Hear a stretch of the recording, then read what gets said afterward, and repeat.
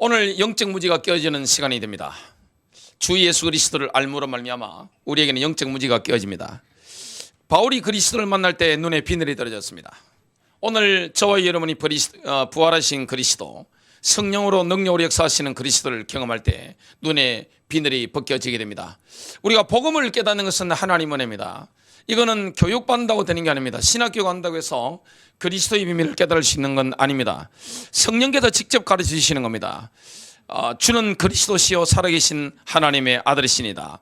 베드로가 이 고백을 했을 때 주님이 얼마나 기뻐하셨던지 이렇게 말씀합니다. 마태복음 16장 17절, 예수께서 대답하여 이르시되 바 요나 시몬아 내가 복이 있도다. 이를 내게 알게 하니는 혈육이 아니요 하늘에 계신 내 아버지시니라. 예수님이 그리스도인 것을 깨닫는 것은 하나님의 은혜입니다. 은혜가 임한 것입니다. 지구상 최고의 은혜가 임한 거예요. 저와 여러분에게 은혜가 임한 겁니다. 예수 십자가와 예수 부활이 믿어지는 거 하나님의 은혜입니다. 시대를 분별할 수 있는 것이 또 하나님의 은혜입니다. 지금은 신종 코로나 바이러스 19 때문에 굉장히 어려운 시국이란 말이죠. 나라가 국가 비상사태입니다. 어려운 시대인데 이때가 영적으로 우리가 깨어날 시간입니다. 정치적으로도 우리나라는 거의 내전 상태입니다. 이건 총만 안 들고 칼만 안 들었다 이것뿐이지 진영으로 나뉘어서 뒤에서 그냥 서로가 죽고 없어지면 좋겠다 이런 마음 가지고 서로를 비방하고 적개심을 가지고 하는 것을 많이 보게 됩니다. 이때 또 국제적으로도 우리나라가 요충지이기 때문에 중국이라든지 미국 서로 경쟁을 하는데 전쟁을 붙었는데 그게 우리가 중간에 끼어있기 때문에 전쟁터가 뭐가 되어버렸습니까? 대리하는 전쟁터가 한반도가 되어버린 겁니다. 이런 때에 우리가 영적으로 깨어날 시간표입니다. 교회가 깨어나면 나라가 변화되어집니다. 하나님의 사람들이 깨어나면 모든 게 바뀝니다. 그래서 하나님은 불신자에게 관심이 있는 게 아니에요. 여러분 요한복음 17장을 한번 읽어보시면 놀라운 걸 발견하게 됩니다. 하나님께서는 교황들처럼 그렇게 기도하지 않았습니다. 우리 예수님께서는 대제사장으로서의 어떤 기도를 하셨습니까? 자기 사람들을 위해서 기도하신 것을 보게 됩니다. 어떻게 보면 예수님께서 자기 사람, 자기 제자들, 또 제자들을 통해서 또 믿게 될 또 다른 제자들을 위해서 우리 주님께서 간절히 기도하셨던 것을 보게 됩니다. 그래서 우리 주님의 1순위 기도 대상자가 누굽니까? 그리스도의 사람들인 것을 우리가 보게 됩니다. 이런 때 교회가 깨어날 시간입니다. 그래서 교회가 깨어나는 것이 하나님의 계획입니다. 여러분 잘 먹고 잘 살면 예수 잘 믿을 것 같아요? 착각입니다. 여러분 국민 소득이 올라가면 사람들의 마음이 하나님을 떠나는 게 자료에 다 나와 있습니다. 어려울 때 교회 나와서 하고 기도하던 사람들도 돈이 생기면 기도하지 않습니다. 서서히 하나님을 떠납니다. 여러분 돈이 생기니까 교양도 생기고 수준도 있고 여러 가지 품격도 갖추고 머리끝부터 발끝까지 이렇게 스타일도 완전히 럭셔리하게 바뀌어집니다. 그런데 뭐는 떠납니까? 성령은 떠납니다. 교회가 비닐하우스에서 개척해서 인도받았을 때는 교회가 뭐였습니까? 기도하는 사람들이 막 넘쳤단 말이죠. 모이면 기도하고 흩어지면 기도하고 무조건 기도하고 밤낮 어깨 기도하고 막 그랬습니다. 근데 교회가 이렇게 분위기도 좋아지고 유리도 이제 이 크리스탈로 이렇게 바꾸고 고급 석재도 이탈리아에서 수입해가지고 이렇게 쫙 대리석으로 이렇게 만들고 나면서 교회 뭐가 떠나버립니까? 기도하지 않으니까 성령의 영광, 하나님의 영광이 떠나버리는 것을 보게 됩니다. 이런 때에 나라의 위기가 오고 어려움이 오는 것은 책임은 어디에 있는 겁니까? 교회에 있는 겁니다. 그래서 교회가 회개하고 하나님과 바로 서야 되는 이런 시간표 온 것이고, 여러분 나라의 위기가 오고 어려움이 오면 누가 가장 먼저 깨어납니까? 그리스도인들이 깨어나는 겁니다. 하나님의 백성들이 깨어나는 거예요. 기도해야 되겠다. 정말로 복음 전해야 되겠다. 내가 신앙의 본질로 인도받아야 되겠다. 이런 게 되어집니다. 여러분 지금 신종 코로나 바이러스 19 때문에 많은 게 바뀌어지고 있습니다. 그러면서 지금 우리 교회도 바깥에서 볼 때는 뭡니까? 신천지나 대한민국 주류 교회나 정통교회나 기성교회나 별로 다를 게 없는 겁니다. 앞으로 지금 그렇게 대사회적인 인식이 이렇게 서서히 바뀌고 있습니다. 옛날에는 교회 다니는 게 사업을 하거나 이런 이익이 되는 이런 추세였는데 지금은 그 흐름이 서서히 저물고 있습니다. 앞으로는 교회 다니는 것이 내가 교회에서 유익을 보는데 이렇게 한 육신적으로 잘 되는데 별로 도움이 안 되는 세대로 지금 흘러가는 것을 우리가 보게 됩니다. 뭐만 남습니까? 진짜만 남습니다. 알곡만 남는 거예요. 이런데 진짜 믿는 사람, 진짜 교회, 본질적인 그리스도, 본질적인 교회 일어날 시간표가 온 거예요. 그래서 어떻게 본다면 위기는 기회와 함께 찾아옵니다. 앞으로 별로 교회 다니는 게 유익이 안 되잖아요. 이런 미국으로 많은 사람들이 이민을 가거나 하면 교회를 기본적으로 나갑니다. 왜 그런지 아세요? 교회 나가는 것이 이익이 된다고 합니다. 제가 미국 가보니까 교회 나가는 것이 훨씬 이익이 됩니다. 근데 중국으로 가면 한국에서 교회 다니던 분들도 교회를 거의 안 다닌다고 합니다. 그 이유가 뭐냐면 교회 다니는 것이 사회생활, 직장생활 하는데 별로 이익이 안 되는 거예요. 그게 뭡니까? 신자가 아닌 겁니다. 교회는 내 육신적인 이익 따라간다. 그 신자가 아닌 겁니다. 우리는 이 마지막 시대에 뭐 하느냐? 영적으로 깨어나야 되는 것이고 영적인 무지에서 깨어나는 시간표입니다. 하나님이 지금 우리에게 좋은 시간표를 주고 계신 줄로 믿습니다. 시대를 분별하는 이런 눈도 언제 열립니까? 어려움을 당했을 때, 내가 주님이 오실 날을 준비해야지. 내가 그리스도의 신부로 준비해야지. 내가 성령의 기름 부음을 받고 하나님의 영광을 체험해야지. 내가 그리스도의 영광 가운데 인도받아야지. 복음 전해야 되겠다. 내 친척부터, 내 사랑하는 가족부터 빨리 그리스도의 신부로 준비시켜야 되겠다. 복음 전해야 되겠다. 이런 것이 불타오르는 게 뭡니까? 영적으로 깨어난 겁니다. 오늘 영적 무지가 깨어지고 영적인 눈이 열리는 시간 되시길 바랍니다. 이거는 영적인 무지가 깨어지는 것은 교회 오래 다니는 것과 별로 상관이 없어요. 자, 교회에서 가장 많이 나오는 인용되는 성경 구절이 뭡니까? 먼저 된 자 나중 된다. 나중 된 자 먼저 된다. 사실입니다. 먼저 교회 다니고 직분 받고 전도사, 목사, 장로, 군사 찾는데 영적으로 깨어나지 못하고 교회 생활만 하고 있으면 어떻게 됩니까? 나중 되는 겁니다. 완전 쫙 밀려버리는 겁니다. 그런데 믿은 지 오래되지 않다 할지라도 전심으로 주님을 구하는 자 뭐가 있습니까? 성령이 부림하는 겁니다. 성령께서 가르치는 겁니다. 성경도 훨씬 잘 알아먹습니다. 설교도 훨씬 잘 알아먹는 거예요. 복음 전하고자 하는 열정도 훨씬 뛰어난 겁니다. 그리스도의 신부로 준비되는 겁니다. 오늘 영적인 무지가 깨어지고 영적인 분별력이 오늘 깨달아지고 영안이 열리는 시간 될 줄로 믿습니다. 첫 번째입니다. 하나님의 나라가 임하였음을 깨닫지 못하는 것은 근본적인 무지입니다. 예수님이 땅에 오셔서 하나님의 나라가 임한 거예요. 초림 때. 여러분, 왜 유대인들이 예수님을 십자가에 못 박아 죽였나요? 사도행전 3장 17절입니다. 베드로의 설교입니다. 이제 형제들아, 너희 관원들이, 이스라엘 지도층이죠, 관원들이 그러한 것과 마찬가지로 무지하여 그렇게 행한 줄을 내가 아노라. 무지해서 그런 겁니다. 예수님을 왜 십자가에 못 박았죠? 유대인들이 무지하니까, 영적으로 무지하니까. 여러분, 영적으로 무지하면 살인도 기쁨으로 저지릅니다. 중세시대 종교재판에 보면 엄청 무서워요. 여러분, 재판 중에 제일 무서운 게 뭔지 아세요? 종교재판입니다. 다른 것은 봐주는데 이 종교재판은 엄청 무서운 겁니다. 북한이 종교국가잖아요. 이슬람이 종교국가잖아요. 종교국가는 엄청 무섭습니다. 왜 그렇게 합니까? 무지하니까. 몰라서 그런 겁니다. 무지해서 그런 겁니다. 영적으로 무지하니까 그런 거예요. 마태는 본인의 두 눈으로 또 자기 삶 가운데서 하나님의 나라가 임하였다는 것을 똑똑히 목회했습니다. 예수님의 첫 번째 메시지가 뭐였습니까? 회개하라, 천국이 가까이 왔느니라. 이 회개는 윤리적인 회개가 아니에요. 내가 원하는 대로 자기 만족을 추구하던 거기서 돌이켜라. 왕이신 주님의 인도를 따라가라. 주님께 순종해라. 하나님의 종이 되라. 이런 말씀이죠. 여러분, 하나님의 나라가 임하면 질병이 떠나갑니다. 하나님의 나라 임한 곳에는 질병이 공존할 수 없는 거예요.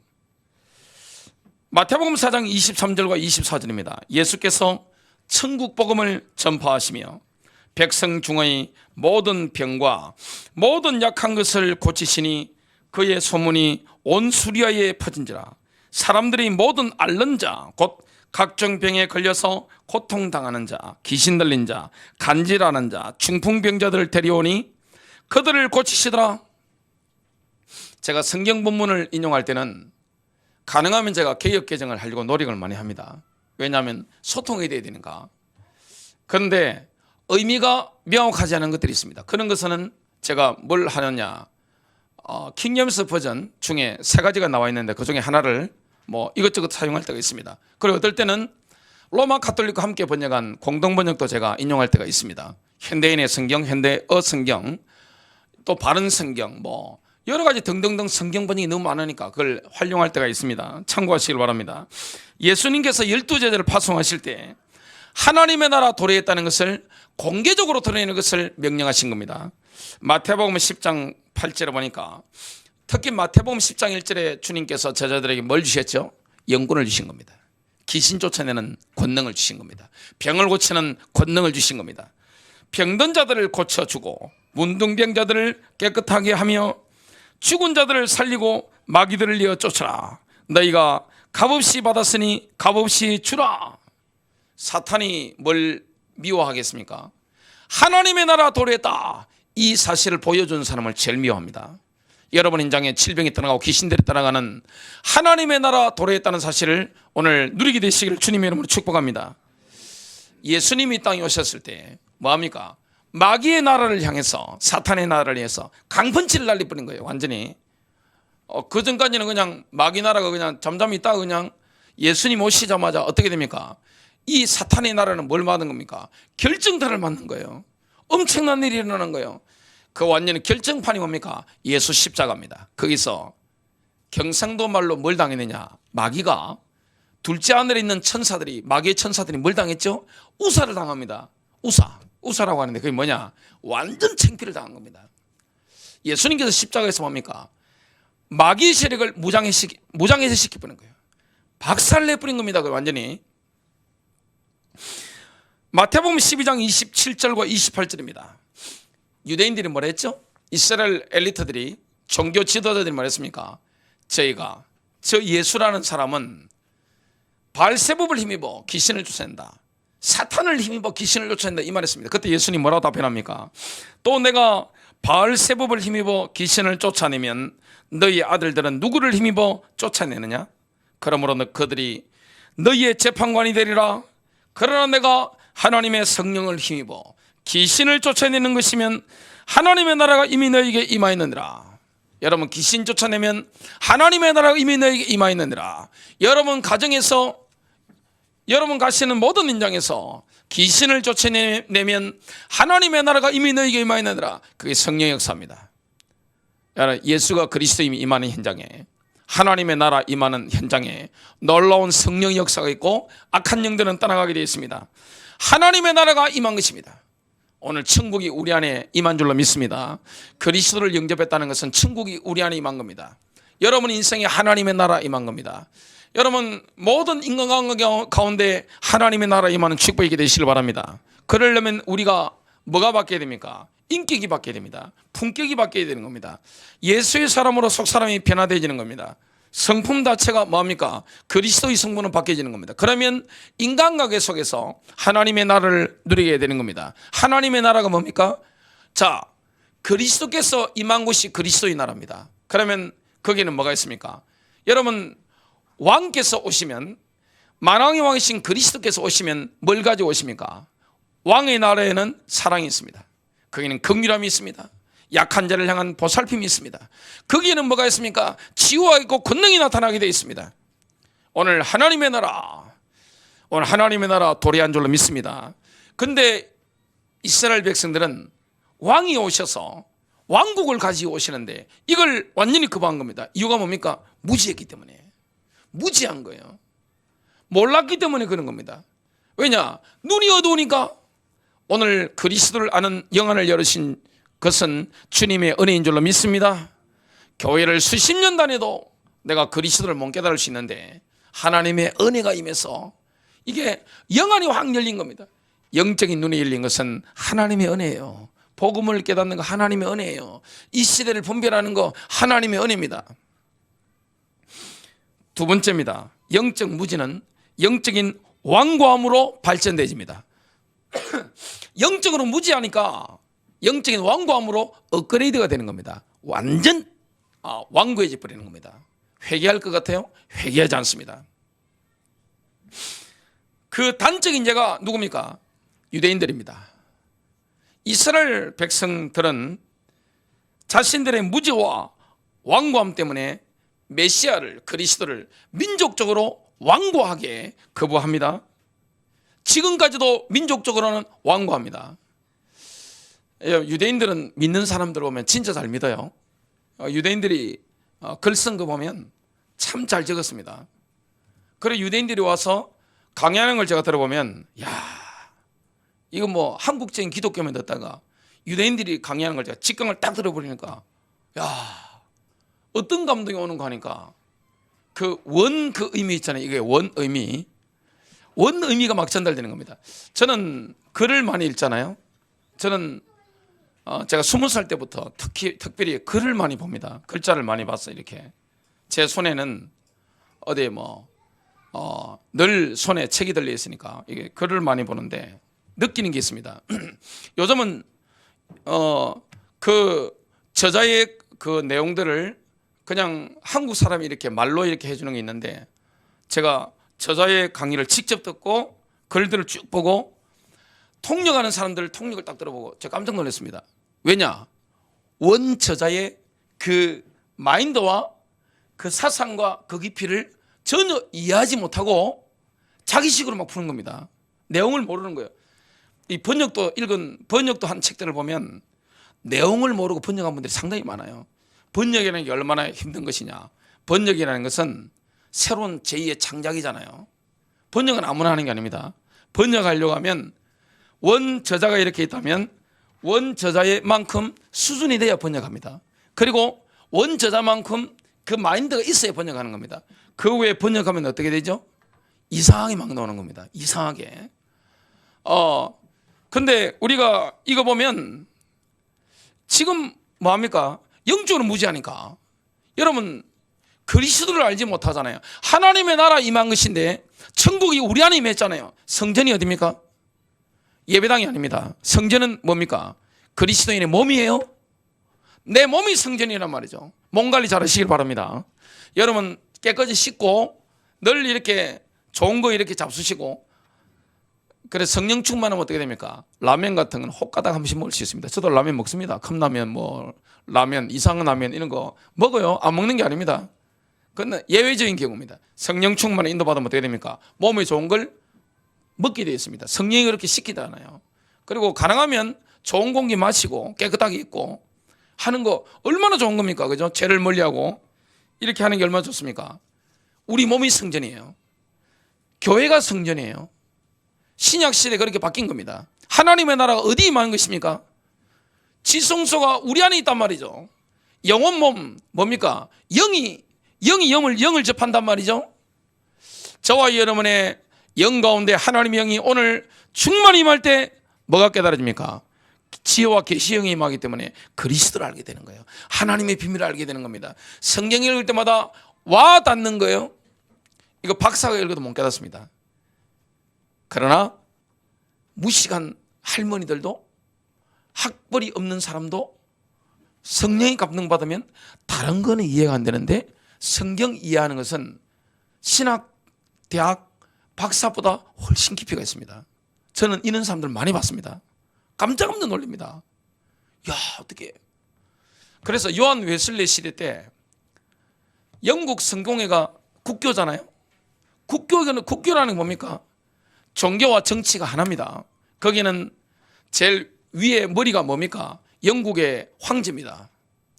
근데 거기서 이 요한 웨슬리 이런 팀들이 막 나왔으니까, 여러분 열바닥이 뭔지 아세요? 영국의 종교 엘리트들 열바닥이 뭔지 아세요? 본인들은 옥스퍼드 나오고 이 박사학위를 가지고 설교하는데 학벌 없는 이 젊은 이 성령 충만 받은 사람들이 와서 설교를 하는 거 들어보니까 본인들보다 훨씬 잘하는 겁니다. 충격받고 열받은 거예요. 보니까 사내들인에서 베드로와 요한이 안진병이 일어나고 죄인으로 와가지고 딱 있는데 살기등등하잖아요. 근데 베드로와 요한이 메시지하는 거 보니까 할 말이 없는 겁니다. 왜냐? 증거 분명히 있고 열받고 충격되고 패닉 상태에 빠지는 겁니다. 어쩔 길이 없는 겁니다. 성령의 지시를 받아야 됩니다. 여러분, 예수 잘 믿으면 뭐 해야 됩니까? 성령님을 의지해야 됩니다. 성령이 내게 지혜와 계시형을 부어주셔야 돼요. 근데 이게 안 되니까 어떻게 됩니까? 영적으로 무지하니까, 소경이니까 어떻게 됩니까? 안 보이니까 뭐합니까? 완고해지는 겁니다. 자기만 믿는 게 옳다고 봅니다. 왜 신천지 같은 게 위험하죠? 뭐합니까? 가면 세뇌시키잖아요. 인터넷 못 보게 하잖아요. 인터넷 못 보게 해요. 다른 건 못 듣게 합니다. 그리고 딱 고립시켜서 뭐합니까? 세뇌시킵니다. 세뇌가 얼마나 무서운지 아세요? 저는 북한의 그 인민들이 지난번에 그 여자 선수들 왔을 때 남북 뭐 운동 경기 했을 때 김대중 대통령, 김정일 위원장 현수막에 사진 이렇게 웃고 있는 거였는데 그게 비를 맞고 있으니까 그거 보고 눈물을 막 흘리면서, 그죠? 진심입니다, 그거. 그리고 얼마 전에 북한의 김정은 위원장이 유치원 아이들 있잖아요. 그게 뭘 하사한 겁니다. 그걸 바로 먹었겠어요? 뭐 하나 들고 진정으로 눈물을 흘리고 있더라고요. 진정으로. 그 아이들 요즘 아이들, 우리 대한민국의 아이들은 아버지 죽어도 그래 안 울어요. 예? 물론 엄마가 죽으면 그래 울겠죠. 아버지 죽어도 그 정도 울지 않습니다. 우와, 제가 이거 보고 세뇌랑 저기 무섭네. 북한은 종교국가거나 완전히 저거 돼요. 교회 예배 드릴 때 그 정도 정신 차려 예배 드립니까? 북한에는 위원장님 말씀하시는데 아버지 뻘대는 뭐 주렁주렁 달고 있는 영감님이 졸았다. 바로 총살입니다. 그냥 잡혀가면. 자, 뭘 말씀드리려고 하세요? 무지하면 자기가 뭘 잘못한지 모릅니다. 무지하면. 그래서 무지하면 무서운 거예요. 무지하면 뭐합니까? 완고해지는 겁니다. 이스라엘 백성들이 영적으로 무지하니까, 그리스도를 못 깨닫으니까, 하나님 나라 임하였다는 사실을 모르니까, 성전의 개념이 아니라 지금은 교회로 바뀌었다는 사실을 모르니까, 예수님의 십자가와 부활을 모르니까, 십자가와 부활을 사내들인 원수들 앞에서, 종교 엘리트들 앞에서 막 증거하는데 어떻게 됩니까? 당혹스럽고 열받은 겁니다. 왜 당혹스럽냐? 도저히 성령의 지혜로 말하는 사람을 감당을 못하는 겁니다. 너무너무 말 잘하는 거예요. 이게 본인들이 학식이 보통이 아닌데, 여러분 서기관은 뭔지 아세요? 성경 적는 사람입니다. 성경 거의 다 외웁니다. 그분들 글씨 얼마나 잘 적겠어요. 적으면 이렇게 나옵니다. 이렇게 서기관들이 적으면 얼마나 잘 적겠어요. 우리나라 명필들 많지만 그냥 성경 깨고 있습니다. 물으면 바로 나옵니다. 그래서 헤롯 왕이 박사들한테 물었잖아요. 종교 지도자들한테 메시아가, 유대인의 왕이 어디서 나겠느냐 하니까 바로 성경 문제를 튀어나오잖아요. 미가서 5장 2절. 본인은 안 믿고 안 믿는 겁니다. 완고한 거예요. 보니까 너무너무 말 잘하고 대답을 못 하겠어요. 근데 열받는 겁니다. 그래서 뭐합니까? 이빨을 막 가는 겁니다. 서대환이 뭘 했습니까? 믿음의 조상 아브라함 칭찬하고, 하나님이 이집트에서 이스라엘 백성들 요셉을 통해 준비하신 거, 이거 하나님께 영광을 돌리고, 또한 그 요셉의 형들이 요셉을 죽이려고 했던 거, 시기했던 거, 이걸 막 이야기를 하고, 모세를 하나님이 보내셨는데 이스라엘 백성들이 뭡니까? 순종했어요? 거역한 겁니다. 광야에서 거역하고 불순종했던 거, 이거 하면서 뭐라고 합니까? 너희의 조상들이 그렇게 완악했다면 너희도 완악하다 하니까 어떻게 됩니까? 말은 맞는데 열받으니까 어떻게 됩니까? 뒷목 잡으면서 심장이 벌렁벌렁 뛰면서 이빨을 부득부득 하면서 뭡니까? 죽이게 됩니다. 여러분, 제일 좋은 메시지는 뭡니까? 적들을 일으킨 메시지가 가장 좋은 메시지입니다. 이 복음은 뭡니까? 말씀은 빛이기 때문에, 빛이 비치면 어둠은 어떻게 됩니까? 바로 상태, 영적 상태가 확 드러나게 됩니다.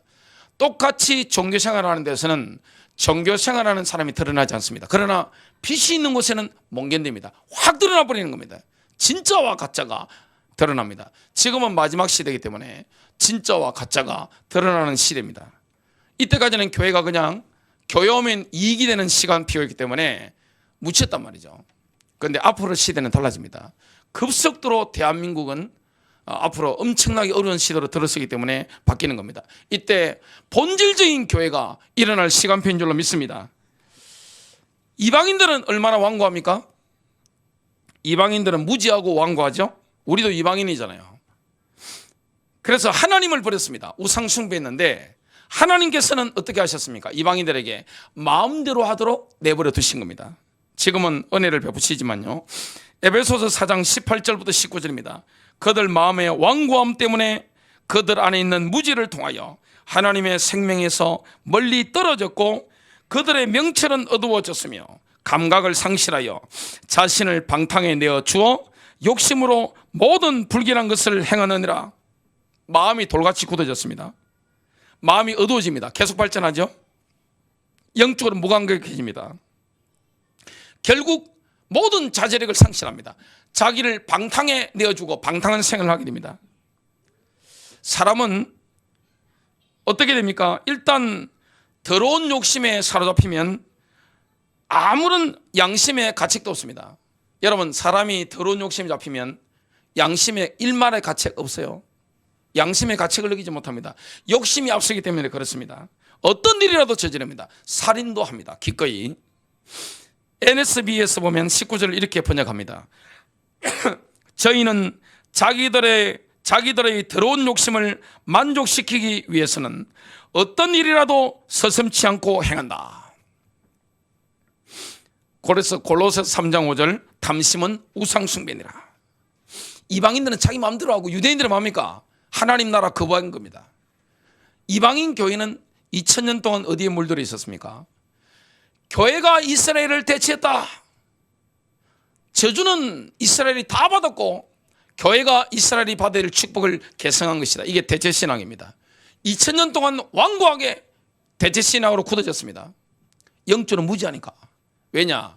하나님께서 이스라엘을, 자기 백성을 다루시는 걸 모르니까. 어디에 무지한 겁니까? 구약에 무지한 겁니다. 여러분, 구약 성경 읽어보시면 좀 어렵다고 느낄 수 있습니다. 특히 이사야, 예레미야, 에스겔, 다니엘, 스가랴 같은 이런 중요한 성경들이 보면 굉장히 어려워요. 뭘 만들어놨죠? 뭘 예언한 거죠? 그분들이 자기 나라의 운명을 예언한 겁니다.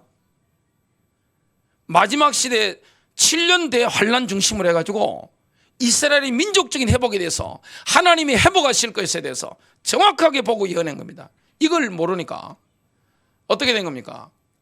대체신앙, 여기 물들어가지고 이렇게 이스라엘을 핍박했는데 어디서 제일 많이 핍박했습니까? 로마 가톨릭 교회가 유대인들을 가장 많이 핍박했습니다. 왜냐? 모르니까 그런 겁니다. 그 정신을 누가 이어받았죠? 요한 칼빈이나 마르틴 루터가 이어받았으니까 지금 교회 자체가 거기에 많이 물들어 있는 겁니다. 하나님의 경륜, 이걸 몰랐던 겁니다. 그러니까 완고한 거죠. 로마서 11장 25절입니다. 형제들아, 너희가 스스로 지혜 있는 채 하지 않기 위하여 이 신비를 너희가 모르기를 내가 원치 아니하노니 이는 이방인들의 충만함이 차기까지는 이스라엘의 일부가 완고하게 된 것이라. 이스라엘 전부가 아닙니다. 이스라엘의 일부분이 완고하게 된 겁니다. 이방인의 때, 지금 이방인의 때잖아요. 우리 이방인의 때입니다. 이방인 교회 시대입니다. 전도하는 선교하는 시대입니다. 이때 유대인의 일부가 완고하게 된 겁니다.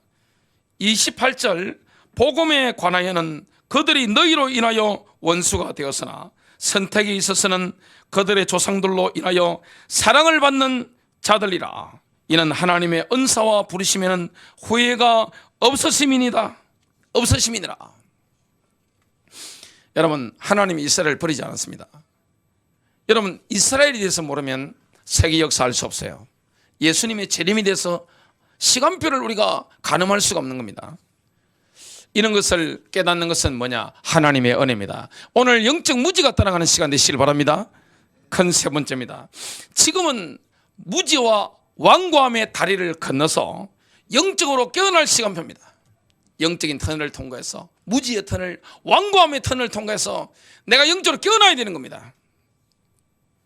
지금 여러분 예수님의 오실 때가, 다시 오실 때가 가까이 왔다는 것을 뭘 보면 알 수 있습니까? 전 세계 복음이 전개된 현황판을 보면 알 수 있습니다. 데이터를 보면 알 수 있습니다. 데이터, 숫자를 보면 정확하게 알 수 있단 말이죠. 전 세계 성경 번역은 거의 다 끝났습니다. 몇 년 전에 읽은 건 책인데, 인도의 산악에 있는 아주 소수민족, 인구 몇 명 안 되는 이런 데 외에는 성경 번역 끝났습니다. 그리고 지금은 유튜브 시대이기 때문에 온라인을 통해서, 인터넷을 통해서 전 세계 복음이 거의 확산이 끝나버린 겁니다. 옛날에 고3 남학생이 저한테 물었습니다. 제가 전도사 때, 전도사님 세계 복음화를 하는데 그러면 모든 세계 사람이 예수 믿어야 되나요? 그러더라고요. 그게 아닙니다. 모든 사람들에게 복음이 증거되는 것이고, 그 중에 반응하는 사람들, 복음에 반응하는 사람들, 하나님의 택정함을 입은 사람들이 주님께 돌아오는 거, 이게 하나님의 계획이란 말이죠. 지금 그렇다면 복음이 증거 안 된 나라가 어디 있습니까? 증거하면 돼 보십시오. 없습니다.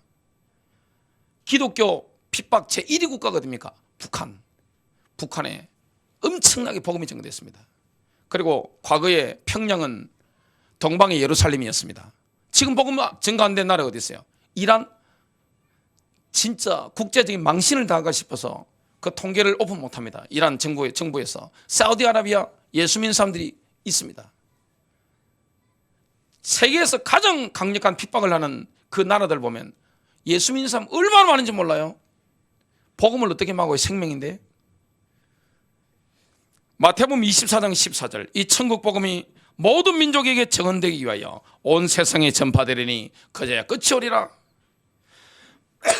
말세에는 성령의 기름 부음을 받은 홀리 렘넌트들이 일어날 것을 주님은 예언했습니다. 요엘서 2장 28절, 그 후에 내가 내 영을 만민에게 부어주리니 너희 자녀들이 장래 일을 말할 것이며 너희 늙은이는 꿈을 꾸며 너희 젊은이는 이상을 볼 것이며. 교회 안에 성령으로 거듭나지 않은 분들이 있을 수 있습니다. 빨리 영적으로 깨워야 됩니다. 지금은 마지막 시대에 영적으로 강해지는 이런 시대가 된 겁니다. 영적으로 강력한 인물 되시길 주님의 이름으로 축복합니다. 얼마나 감사합니까? 어제 토요일 날 저녁 8시 기도회를 우리 교회는 매일 하니까 마치고 저는 뭘 준비할 게 있어가지고 약간 평소보다 빨리 목양실로 들어가는데 우리 이종석 성도님이 앉으셔가지고 이렇게 기도하시더라고요. 방언으로 막 기도하시더라고요. 그 모습이 얼마나 제가 좋아 보이든지, 저희 어머니 세대시니까 얼마나 마음에 감동이 되는지 몰랐습니다. 감동이 되더라고요, 제 마음에. 처음에 저를 만났을 때 예수님에 대해서는 까막눈이셨죠, 그죠? 예수님에 대해서는 전혀 까막눈, 예수님 문맹이었습니다. 그리스도에 대해서는 문맹이었습니다. 성령의 역사 이런 거에 대해서도 우리 교회 개척될 때까지만 해도 그때는 까막눈이었습니다. 성령의 역사에 대해서는. 근데 보니까 막 이렇게 기도하시고 하시잖아요. 영적으로 강력한 인물들입니다, 우리가. 여러분, 이 마지막 시대에 성령의 기름 부음이 넘치는 인물 되시길 주님의 이름으로 축복합니다. 그래서 지금 마지막 시대는 뭡니까? 교회를 따라가는 사람이 아닙니다. 교단을 따라가는 사람이 아닙니다. 그리스도를 따라가면서 뭡니까? 본질적인 기독교를 해보게 됩니다. 본질적인 교회를 해보게 됩니다. 영적인 교회입니다. 이걸 해보게 되는 겁니다. 그냥 주일날 만나서 그냥 하나님께 기장관 빌려드리고 이걸 신자라고 볼 수 있나요? 신자라고 볼 수 없는 겁니다. 그리고 교회 좀 가서 내가 뭘 이익 좀 받아보겠다, 내가 축복을 좀 받아보겠다, 그건 따라오는 것이지 그걸 신자라고 볼 수 있나요? 지금은 어떤 시대에 접어들었습니까? 대한민국이 지금 완전히 바뀌고 있습니다. 이때 교회가 무너지는 시대, 이런 때 본질적인 교회를 회복하고 이제는 영안을 뜨고 뭐 해야 되느냐? 주님이 다시 올 것을 준비하면서 성령의 역사 속에 들어가야 될 줄로 믿습니다. 성령의 기름 부으심 속에 들어가야 되는 거예요. 그래서 기도해야 될 줄로 믿습니다. 여러분, 성경 속에 들어가야 될 줄로 믿습니다. 우리는 지금 예수 그리스도의 다시 오심을 눈으로 볼 가능성이 높은 마지막 시대를 살고 있습니다. 예루살렘에는 너무나 오랫동안 테러와 폭력이 있었는데요, 주님이 이렇게 말씀합니다. 시편 102편 16절입니다. 주께서 시온을 세우실 때, 킹제임스 버전입니다. 주께서 시온을 세우실 때, 시온이라는 건 뭐죠? 예루살렘입니다. 주께서 시온을 세우실 때 그가 영광 중에 나타나시리라. 시온을 세운다는 것은 예루살렘 정착촌을 세우는 겁니다. 여러분, 예루살렘 정착촌을 세우는 것은 국제적인 뜨거운 이슈입니다. 뜨거운 이슈예요. 유엔이 이스라엘 편을 들지 않습니다. 미국이 지금 그 편을 들고 있는데, 예루살렘이 세워지기 시작한 것은 언제입니까? 1967년 6.1 전쟁 이후부터입니다. 지금까지 예루살렘 정착촌이 건설되고 있는 겁니다. 여러분, 예루살렘 정착촌이 건설되고 있는 것을 눈으로 보는 세대가 그리스도의 재림을 볼 세대라는 말씀을 지금 시편 102편 18절에 하고 있습니다. 이 일이 장차 다가올 세대를 위하여 기록되리니 창조될 백성들은 주를 찬양하리라. 결론 맺습니다. 지금 우리가 깨어날 시간표가 왔는 줄로 믿습니다. 영적으로 깨어나야 됩니다.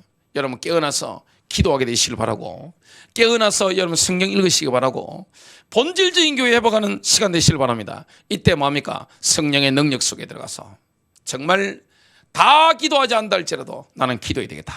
내가 정말로 기도해서 성령 인도받고 주위의 주변의 사람들을 깨우는 나팔이 되어야 되겠다. 승리하시길 바랍니다.